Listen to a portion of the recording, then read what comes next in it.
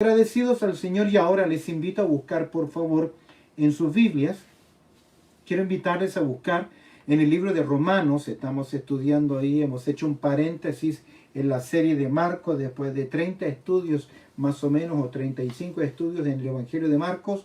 Vamos a mirar ahora un par de semanas más el libro de Romanos en el capítulo 12, y el tema que hoy vamos a tratar tiene que ver con el entendimiento del creyente en el servicio. El entendimiento del creyente en el servicio. Y vamos a mirar juntos un aspecto práctico que tiene que ver con el servicio en la vida cristiana. Quiero que mires conmigo en el libro de Romanos, allá en el capítulo 12. Dice el apóstol, vamos a mirar desde el verso 1 al verso 5.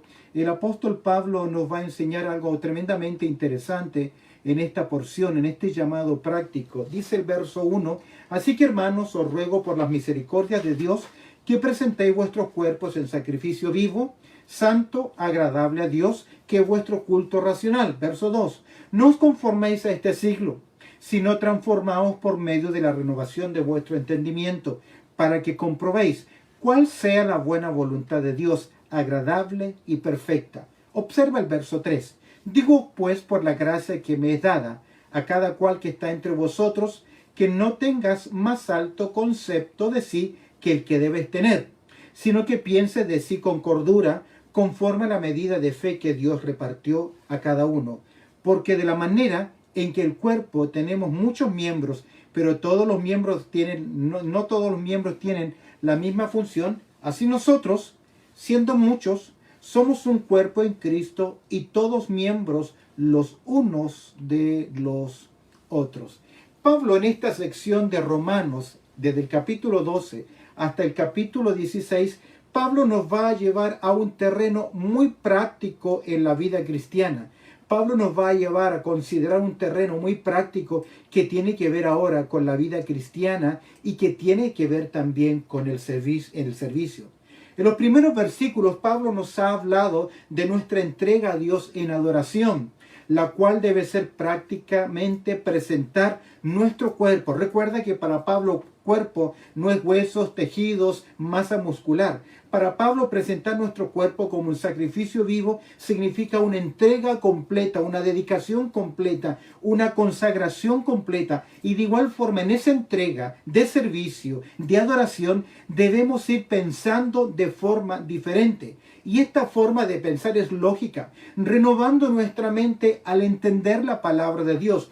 Renovamos nuestra mente al conocer y cumplir la palabra de Dios. De esta forma vamos creciendo y entendiendo la voluntad de Dios, que siempre es buena, que siempre es agradable y que siempre es perfecta. Y para conocer esa voluntad necesitamos conocer la palabra de Dios y necesitamos también cumplir la palabra de Dios. Y al estudiar estos versos, verso 3 al versículo 5 que vamos a mirar hoy, podemos decir que no existe un creyente que sea consagrado al Señor que no esté dispuesto a servir. Repito, no existe un corazón, un creyente que ha consagrado, que ha dedicado su vida al Señor, que no esté sirviendo. El creyente es llamado para servir. En otras palabras, quien ama realmente a Dios debe servir a Dios. Si yo he sido bendecido por Dios, debo obedecer lo que Dios dice. Es interesante cuando Satanás propone al Señor Jesús que le adore. Jesucristo dice lo siguiente: al Señor tu Dios adorarás y a Él solo servirás. ¿Por qué? Porque un creyente genuino, que entiende, que ha renovado su mente, que comprende la gracia, es imposible que no esté sirviendo al Señor. Si no está sirviendo al Señor, hay un problema en su corazón, y es tal vez lo que nos va a enseñar Pablo. Cada creyente debe considerar su forma de pensar al servir a Dios en la iglesia, porque a veces tenemos conceptos y pensamientos equívocos. ¿Qué debemos considerar al pensar en el servicio a Dios? En primer lugar, y al ver el verso 3, vamos a considerar lo que piensas de tu propia persona. ¿Qué vas pensando de ti? Hoy las redes sociales nos han convertido en personas tremendamente ególatras, soberbias, y por ahí aparecen con qué animal te identificas, con qué trabajo te identificas, aún con qué versículo te identificas, y lo hacemos público, y no es otra cosa que evidenciar nuestro orgullo, nuestra soberbia, promovernos a nosotros mismos. Es por eso que debemos considerar lo que tú piensas de tu persona. Y es interesante que el verso 3, el apóstol Pablo dice lo siguiente: digo pues por la gracia que me es dada. Y lo primero que vemos acá, cuando consideramos el hecho de pensar en nosotros mismos, podemos observar que Pablo se pone como ejemplo. Digo pues, Pablo va a hacer acá mención, escúchame bien, de su autoridad apostólica para enseñar sobre el ejercicio de los dones y el servicio en la obra del Señor. Digo pues, dice Pablo, por la gracia que me es dada. La gracia tiene que ver, acá en el contexto, con el don de apóstol, con la misión que Cristo le había encomendado al apóstol Pablo. Como apóstol de Cristo, sus palabras tienen autoridad. De hecho, en 1 Corintios capítulo 14, el verso 37, Pablo dice: si alguno se cree profeta o espiritual, reconozca que lo que os escribo son mandamientos del Señor. ¿Y por qué dice Pablo en Corintios 14, 37 que son mandamientos del Señor? Porque él está enseñando con autoridad apostólica. Y Pablo lo dice, que ese don, que esa capacidad es una gracia de Dios en su vida. ¿Cuál es el concepto de Pablo acerca de la gracia? ¿Qué es lo que Pablo piensa acerca de la gracia? Escúcheme bien.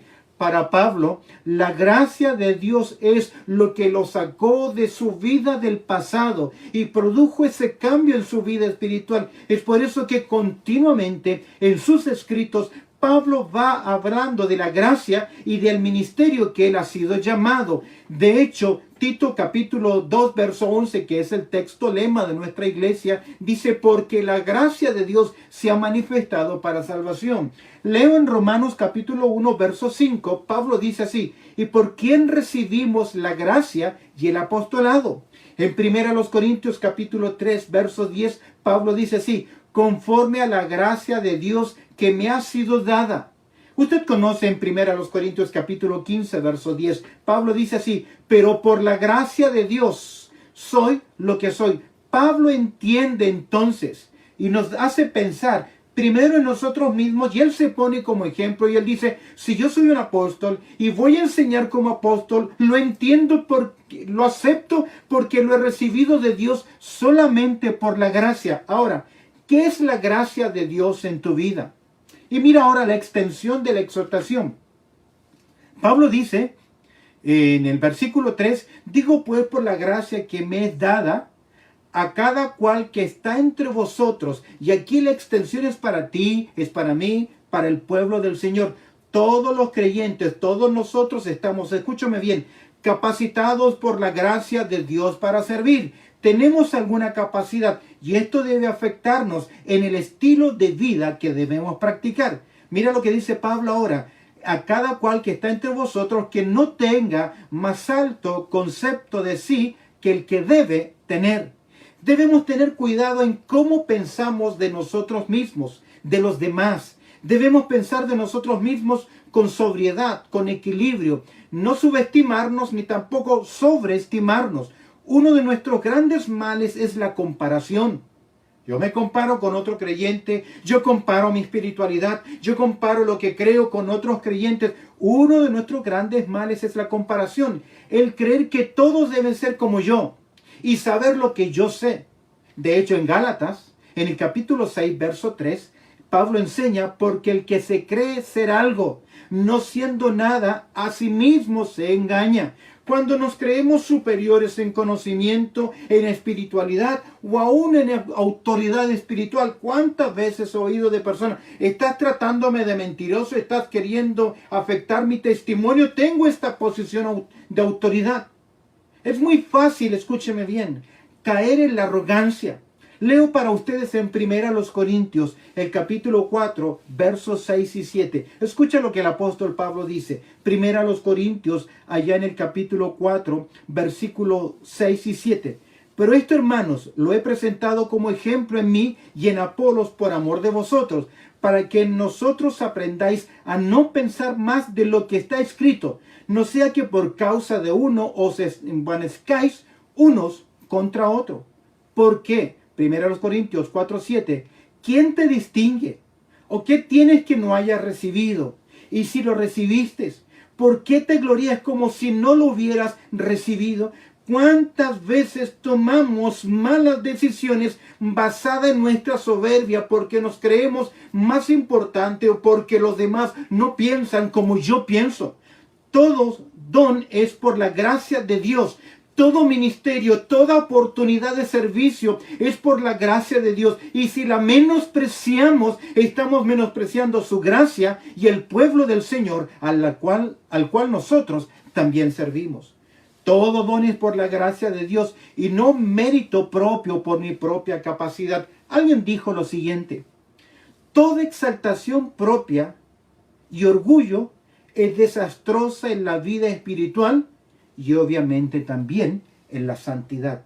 Pablo nos dice en este verso 3 lo siguiente: digo pues, por la gracia que me es dada a cada cual que está entre vosotros, que no tenga más alto concepto de sí que el que debe tener, sino que piense de sí con cordura, conforme a la medida de fe que Dios repartió a cada uno. Qué interesante, que piense de sí con cordura. La exhortación es que debemos pensar, escúchame bien, de forma sabia, de forma sobria.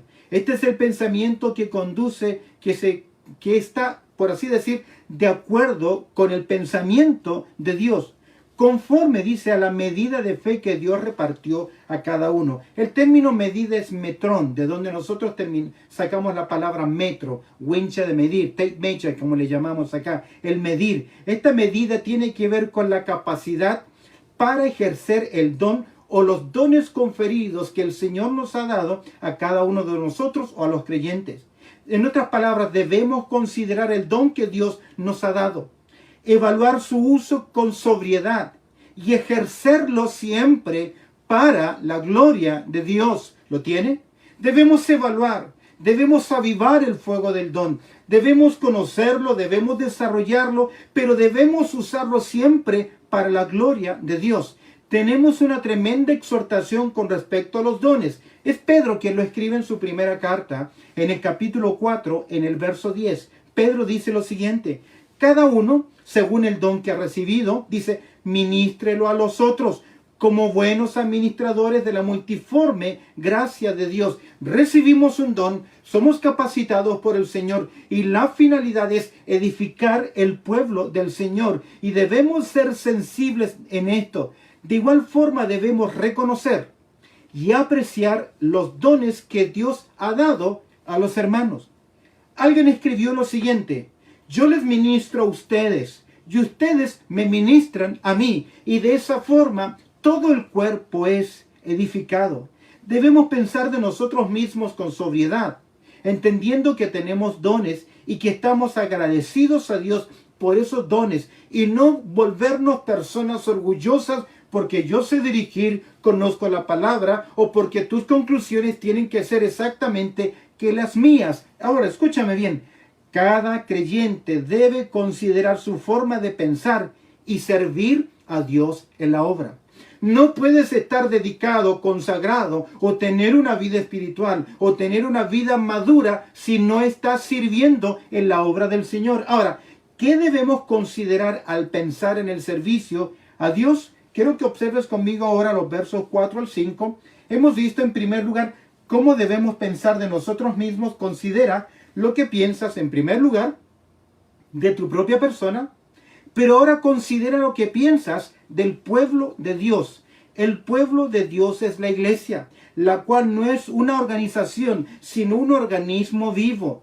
No es una compañía, lo integran personas que tienen funciones y que tienen también necesidad, y que tu área de servicio es vital e importante en los demás. Cuando tú tomes una decisión, independientemente quién eres, el el que abre la puerta, el que dobla los boletines, el que dirige, el que enciende las luces, el que maneja las cámaras, el que hace la grabación o hace la edición, o aquel que dirige, el anciano, el diácono, el pastor o quien sea, debemos entender esto, que lo hacemos en primer lugar para la gloria de Dios, y que si estamos en ese lugar es porque el pueblo del Señor necesita de nuestro servicio, de nuestra colaboración. Hay tantas áreas, necesitamos tantas manos en el área, en este ministerio de compañerismo que tenemos, comiendo juntos, teniendo ese tiempo de compañerismo, haciendo mantenimiento, limpieza de la iglesia, proveyendo algunas cosas. Hay tanta necesidad.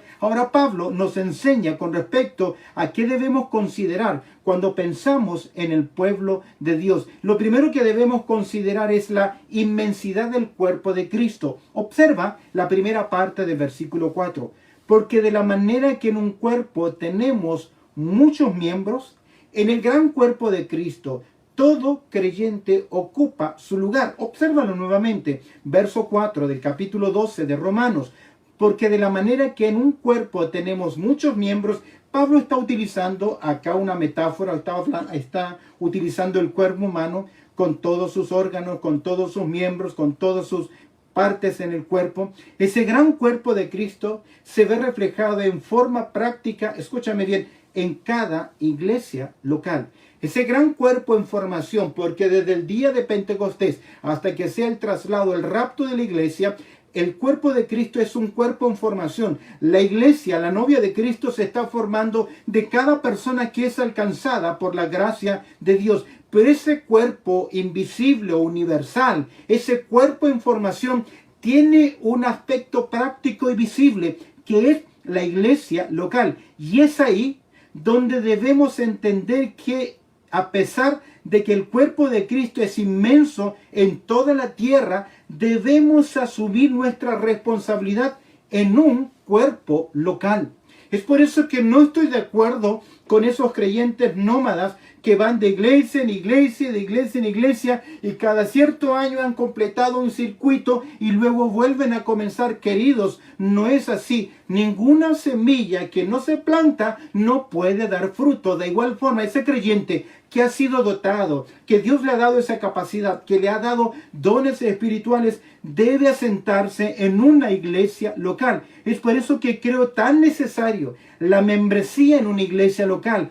Cada miembro del cuerpo es importante y debe ser ministrado, y debe también ministrar a otros. ¿Qué nos hace pensar Pablo acá al considerar el pueblo del Señor? La inmensidad del cuerpo, a pesar, dice, porque de la manera que en un cuerpo tenemos muchos miembros. Verso 5, la primera parte, Pablo nos lleva ahora a considerar la unidad en el cuerpo de Cristo.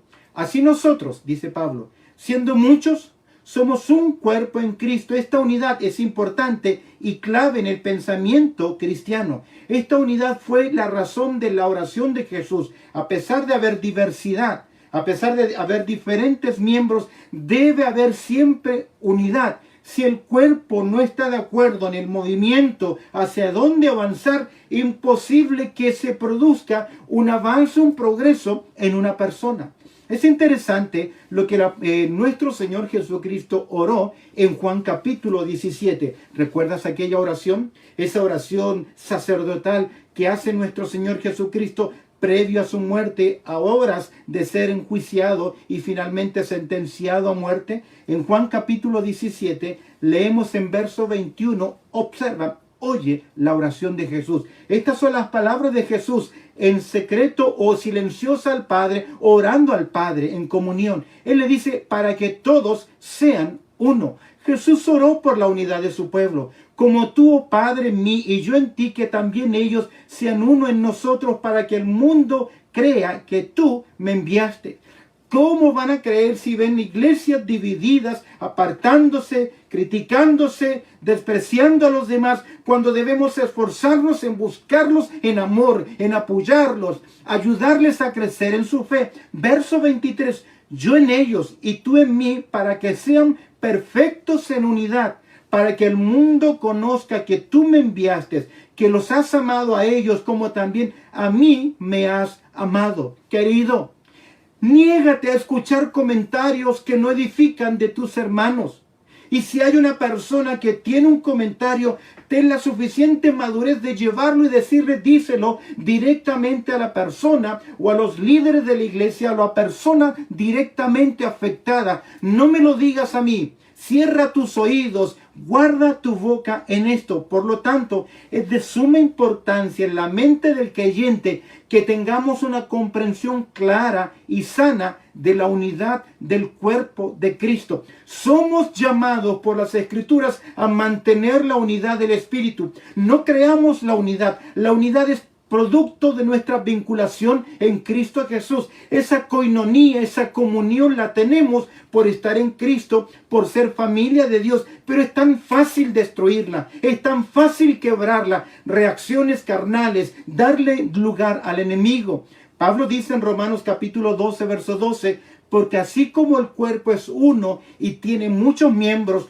pero todos los miembros del cuerpo, siendo muchos, son un solo cuerpo, así también Cristo. Es por eso que Efesios, en el capítulo 4, verso 3, y este pensamiento es clave. Pablo nos dice, si vas a servir, sabes cómo tienes que pensar de ti con sobriedad, correctamente, no sobreestimarte ni subestimarte, no menospreciar a los demás. Ahora, ¿cómo vas pensando del pueblo del Señor? Hay una inmensidad en el cuerpo, pero debe, a pesar de que somos muchos, debe haber una unidad. Y en Efesios capítulo 4, verso 3, dice lo siguiente, solícitos en guardar la unidad del Espíritu, en el vínculo de la paz. Somos llamados a proteger la unidad, cuidarla. Pertenecemos a un gran cuerpo en todo el mundo y hay una representación visible en nuestra iglesia. Quiero decirles algo y no quiero que me malinterpreten. Aquí en la tierra estamos divididos por denominaciones, por diferentes credos, pero no será así cuando lleguemos al cielo.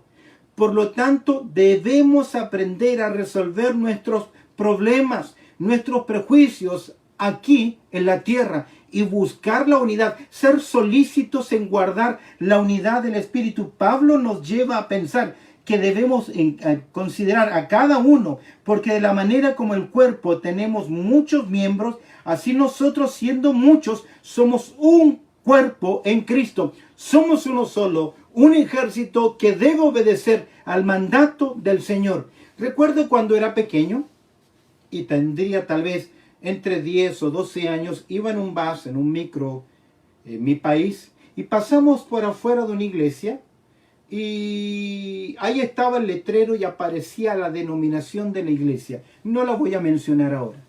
Y mi amigo, cuando yo le mostré esa iglesia, porque yo estaba comenzando a asistir a esa iglesia, mi amigo me dijo lo siguiente acerca de esa iglesia.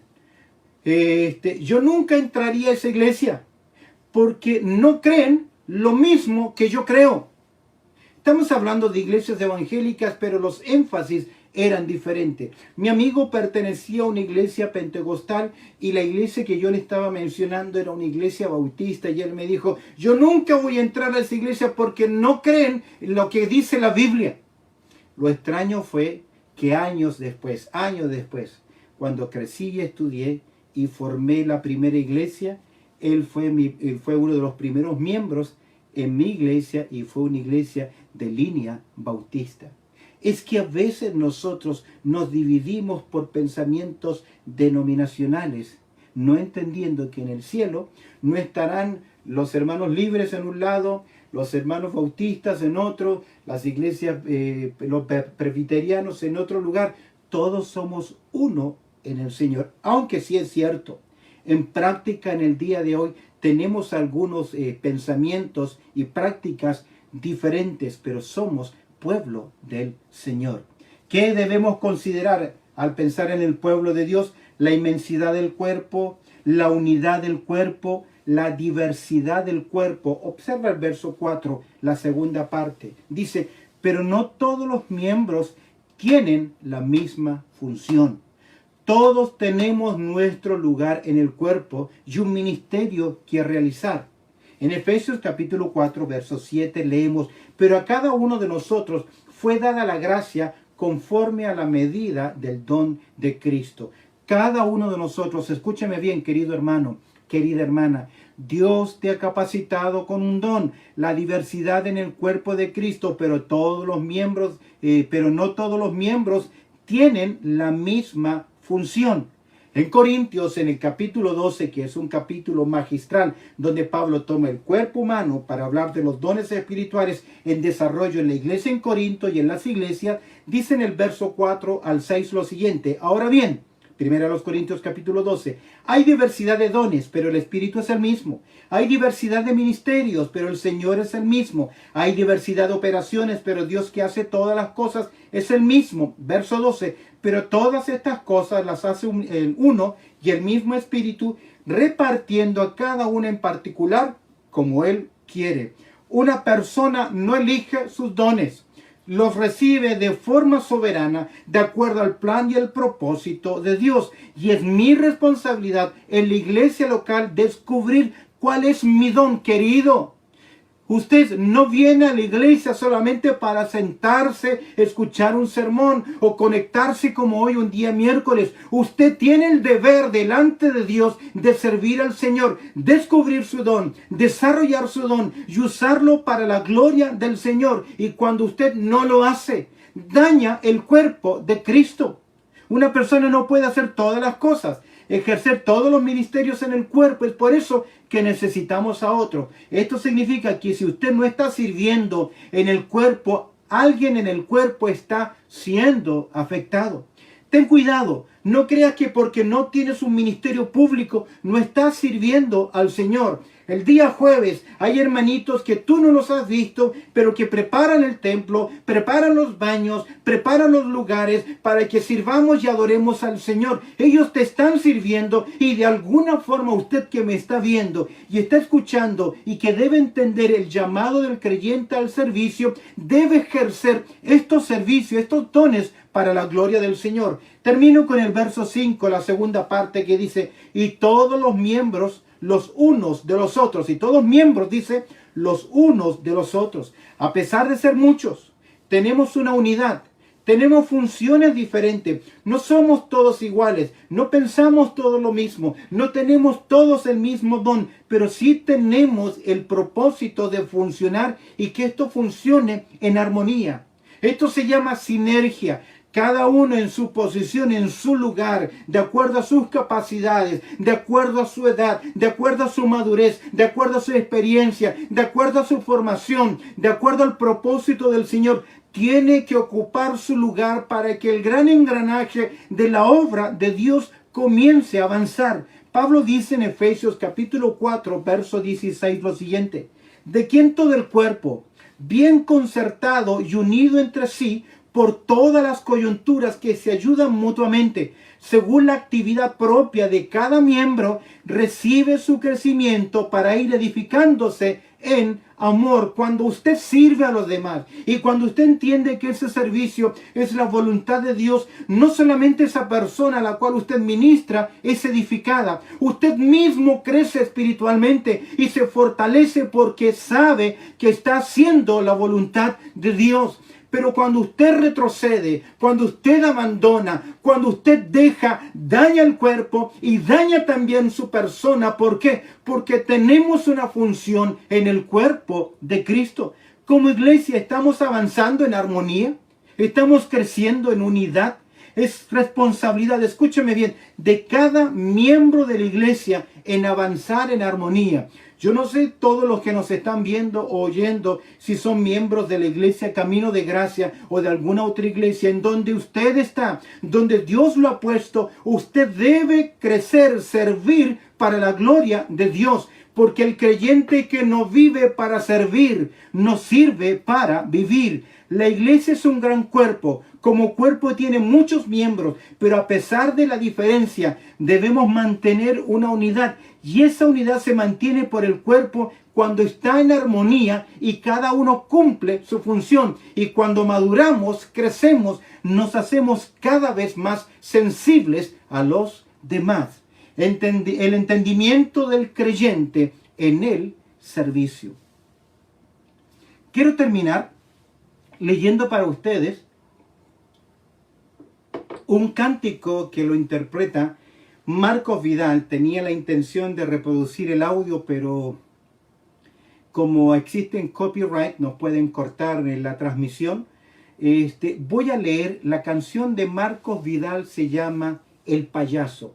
Quiero que prestes atención a modo de conclusión en el día de hoy. Presta atención a este escrito, a esta canción, pero voy a leérselas a ustedes.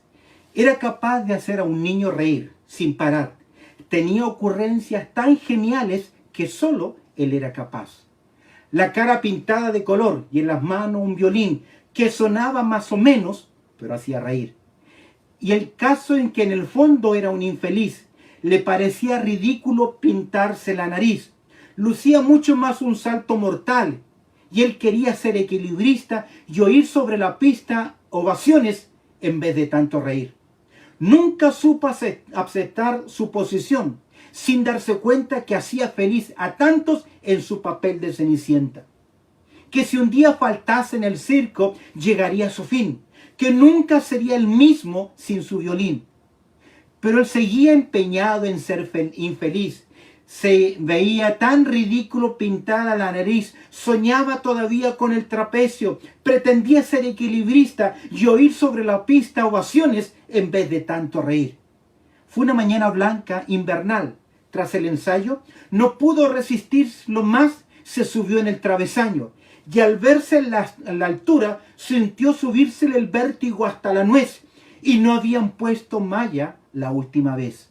Apenas sintió nada cuando cayó. El domador que regresaba fue el primero que lo vio.